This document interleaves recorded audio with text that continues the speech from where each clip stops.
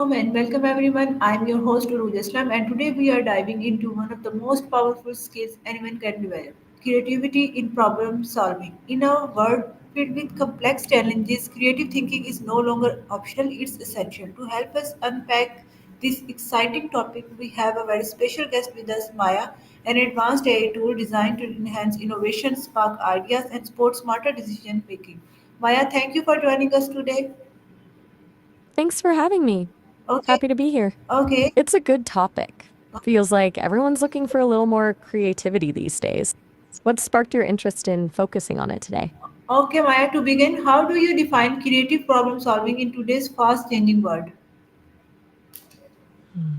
It's not just about blue sky thinking, it's more about flexible thinking, being able to connect seemingly unrelated ideas, and then actually putting those connections into action.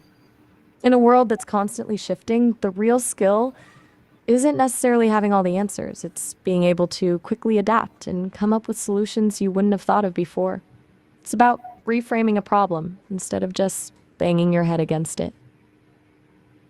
Okay, why is creativity considered a crucial skill for effective problem solving? Because traditional approaches often fall short. Like if you always use the same tools, you'll only get the same results.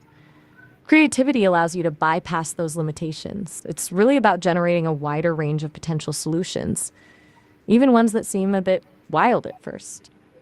Then you can actually evaluate those options and pick the best one instead of just accepting the first thing that comes to mind. It's about increasing your options, plain and simple. Okay, how does creativity differ from traditional or analytical problem solving approaches?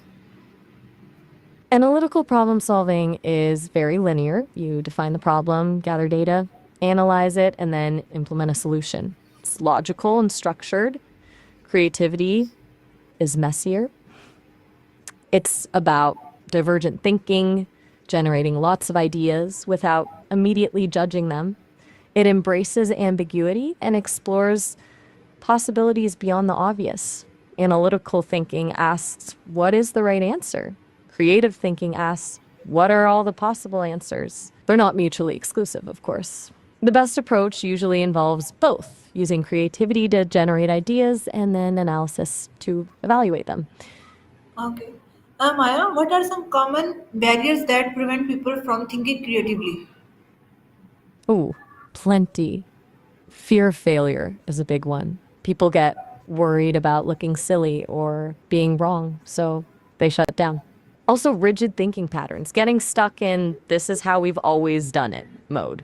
Then there's time pressure. Rushing things doesn't leave space for brainstorming or exploration. And sometimes it's just a lack of confidence or belief in your own creative abilities.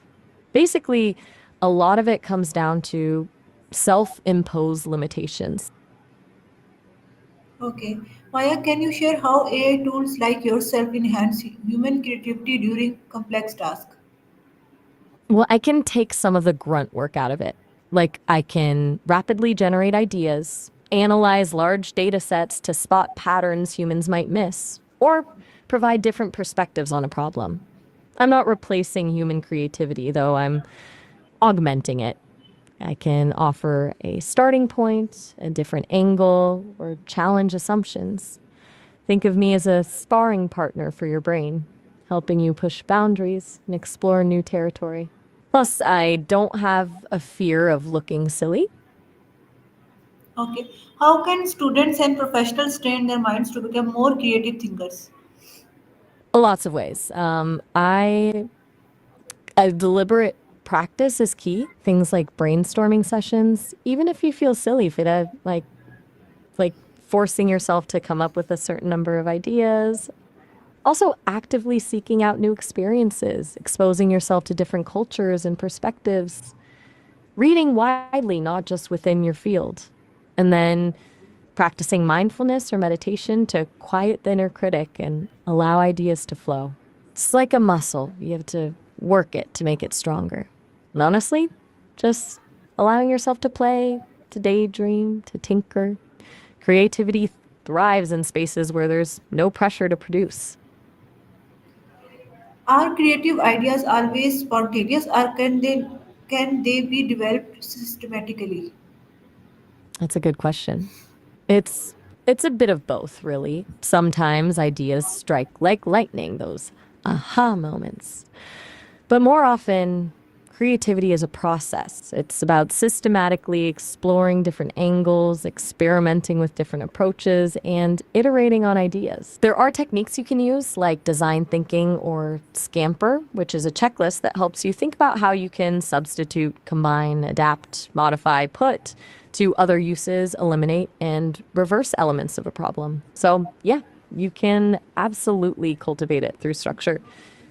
Okay, what are some effective brainstorming techniques that individuals or teams can use?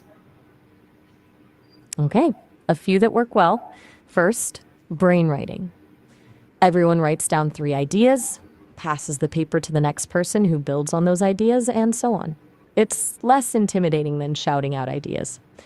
Then there's mind mapping, visually organizing ideas around a central theme.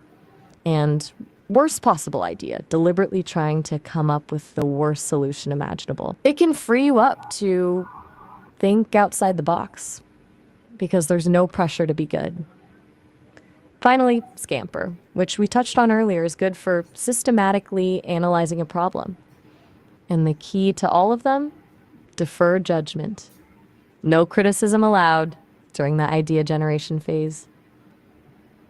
Okay, Maya, can you share an example where creativity helped solve a major global problem? Absolutely. Take plastic pollution. A traditional analytical approach would focus on better recycling, which is important but limited. The truly creative solutions are things like developing biodegradable plastics from algae or mushrooms, entirely new materials, or designing systems where plastic is upcycled into building materials. Even rethinking packaging entirely, moving towards reusable systems. These weren't solutions that came from just refining existing processes, they came from fundamentally reimagining how we use and dispose of plastic. It required looking at the problem through a completely different lens. Okay, how can educators use creativity to help students understand difficult concepts? That's a great question. Instead of just lecturing, educators can use storytelling, analogies, or even role playing to make concepts more relatable. Encouraging students to create their own representations, drawings, songs, poems, can also help them internalize the information. And honestly, just letting them explore and experiment. Project based learning, where students tackle real world problems, is huge. It forces them to apply their knowledge in a creative way and see how it all connects, basically shifting from passive learning to active creation. Okay, creative solutions often require risk taking. How can one manage this risk wisely? That's the tricky part, right? Smart risk taking isn't about being reckless, it's about calculated risk. Start small with low stakes experiments. Prototype your ideas, test them out, get feedback, and iterate. Don't bet the farm on a single idea. Diversify your approaches. And, crucially, learn from your failures. See them as opportunities for growth, not as reasons to give up.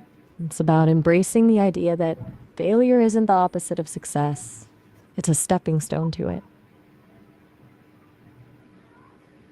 Okay. Finally, Maya, what message would you give to people who want to become more creative thinkers in their daily lives? Just start. Don't wait for inspiration to strike. Make time for creative exploration, even if it's just for 15 minutes a day. Challenge your assumptions. Ask what if more often. And be kind to yourself. Creativity isn't about being brilliant, it's about being willing to try. It's a skill that anyone can develop with practice and a little bit of courage. Oh, and don't be afraid to make a mess. Some of the best ideas come from unexpected places.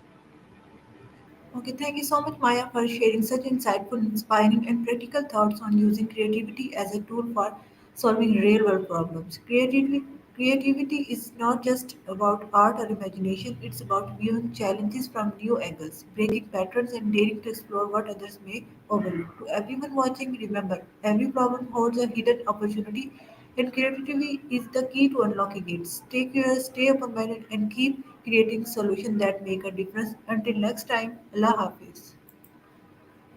You're very welcome. It was a pleasure. And that's a great way to put it. Every problem